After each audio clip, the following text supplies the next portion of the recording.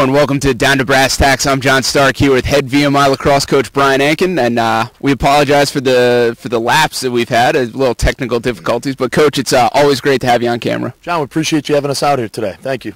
It's another beautiful day in Lexington. We're live on location down at Beam Me Up Barbecue in Lexington. And Coach, let's kind of recap the last couple of games. I know they haven't been easy, but you guys have been highly competitive, in those games. I know that's not what your program is built on, just being competitive, but it's a step in the right direction. Yeah, it definitely is. It's the first step for us. We always talk about this pyramid to success that we put together when this staff took over 2 years ago now, and we said, we want to be able to compete. We want to be able to compete consistently regardless of the competition that we're playing, and then win consistently, and then obviously down the road being able to compete for championships. And, any coach wants to accelerate that process as much as they can, but we take a lot of pride in the fact that we're doing it the right way here. We are definitely building. We're building a great program. The recruiting continues to just be phenomenal here. The guys are excited about coming in and being a part of what we've laid down as far as a foundation these last 2 years. We're competing. We're playing some of the best lacrosse that we've played all year long right now, I think at the best time. A couple of heartbreakers, and it's unfortunate.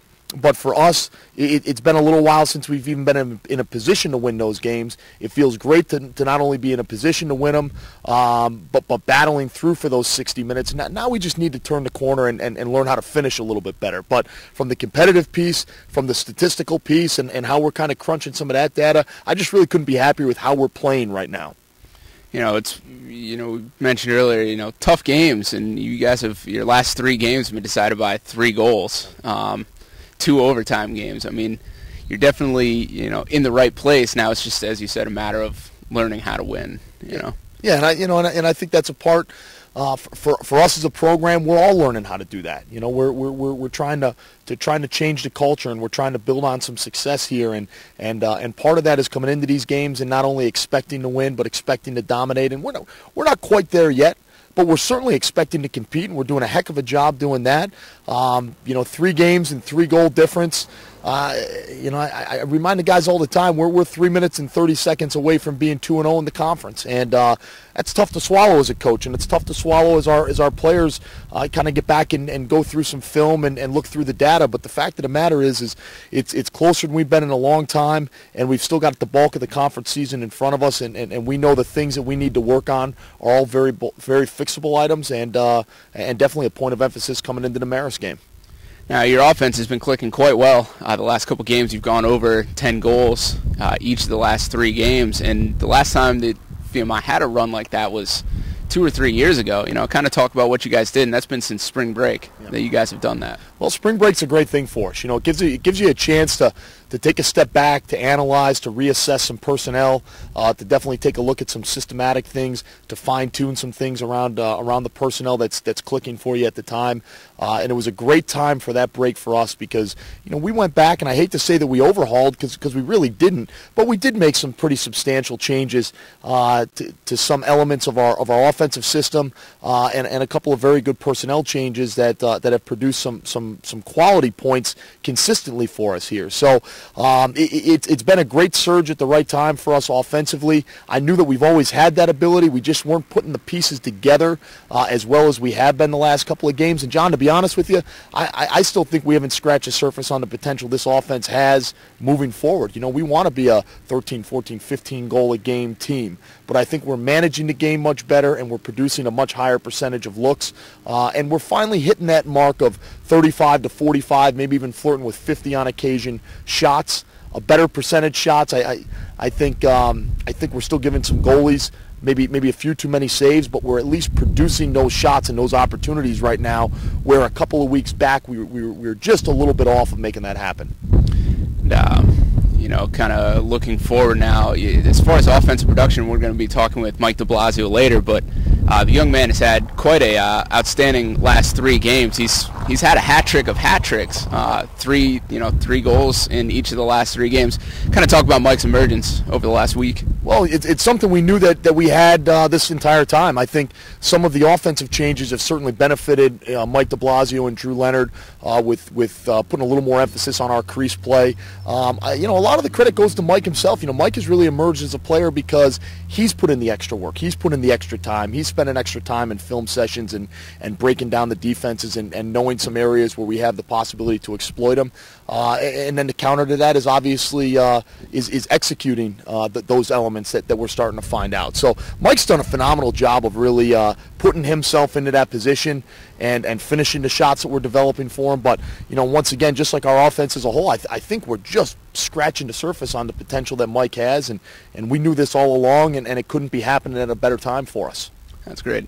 And coming up, we're going to be talking with Mike DeBlasio, who was named the MAAC Rookie of the Week 2 weeks ago. So please stay tuned.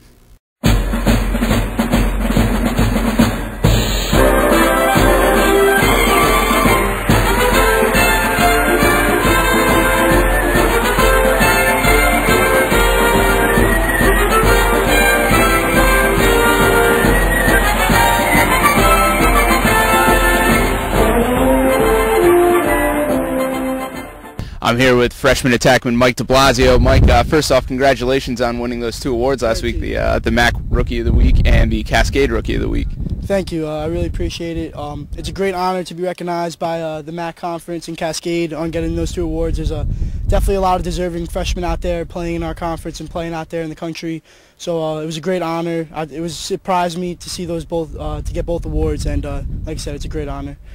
It's you've had 3 hat tricks in the last 3 games. You could say a hat trick of hat tricks, if you will. Kind of talk about how the offense has been clicking lately. There's been a lot of different goal scorers the last 3 games. I think we scored upwards of 11 goals in the last 3 games, and 2 games we had 8 different goal scorers. Our offense is really starting to click. We've made some adjustments, some personnel adjustments, and I think we're finally starting to get that chemistry where we can move the ball and attack from a bunch of different spots on the field and open up a whole bunch of looks. And I've been on the lucky side of things where they've been finding me, and so it's been good the last couple of games. The offense has been getting going. Good, and of course you guys have Marist on Saturday, another conference game. You guys ready to go? Yeah, we know Marist is a very good team, and they're going to fight hard, so we're out preparing, and I think the goal this week is to finish. The last 2 weeks, we kind of let 2 games slip away in the conference. We're down 0-2, kind of got our backs against the wall, so time to fight back and get this thing together and go out and win the MAAC game this week. Thanks, Mike. And coming up, we'll wrap things up here with head coach Brian Anken talking about Marist and looking ahead. We're back here with Brian Anken. Going to take a quick look forward to this weekend when the Keydets take on the Marist Red Foxes. That game will be at 1 p.m. up at the Sprint Turf. Now, Coach, that's quite a long drive to come down from Poughkeepsie all the way down to Lexington. Yeah, we made that drive or a similar version of that drive when we went up to play Army earlier this year. We were at Marist last year, so I'm very familiar with that trip. Coming off of a 10.5-hour trip like we had this past weekend down to Jacksonville, it's a tough trip, but in this conference, if you want a chance to win the conference, one of the biggest pieces is obviously you got to be able to win at home and take advantage of those games, and that's something that we're continuing to work on. But if you want a chance to compete in this conference, you got to be able to win on the road and win knowing that you're going to have 1 or 2 8 to 10 hour trips in front of you that you got to be able to compete with. And it's tough. I mean, it is absolutely tough. Learning how to travel, learning how to get into a new game regiment, having to spend that much time on a bus, or if you're flying in, going through that process. It's a tough piece of the process in this conference, but I think it's what makes this conference so wide open every year is that how well people deal with that travel is going to ultimately reflect how well of a season they have. Now they're coming in sitting at 1-1 in the MAAC. Their win is over Jacksonville, who you guys, as you mentioned, just returned from. Do you see anything in that film that you're looking forward to? Well, I mean, they're a good team. I mean, they played a good Jacksonville team to a couple of goal victory. I thought they managed the game very, very well against Jacksonville. Obviously Jacksonville had to deal with a little bit of travel for the Marist game. We were dealing with some travel down to Jacksonville. Certainly not an excuse by any means, but a very good Jacksonville is a great way for us to gauge what we think of the Marist team. And the Marist team is good. I mean, we knew this coming in. I think the coaching change has went very smoothly for them with them promoting their assistant coach and keeping him on board as the head guy. I think has made the transition very smooth. I think they've really picked up where they left off last year, and they were a very, very good team last year. I think their attack unit is as potent as any unit in the conference that we're going to see. I think defensively they really do a nice job letting their goaltender see the ball and letting him be a good athlete for them. I expect it to be a battle.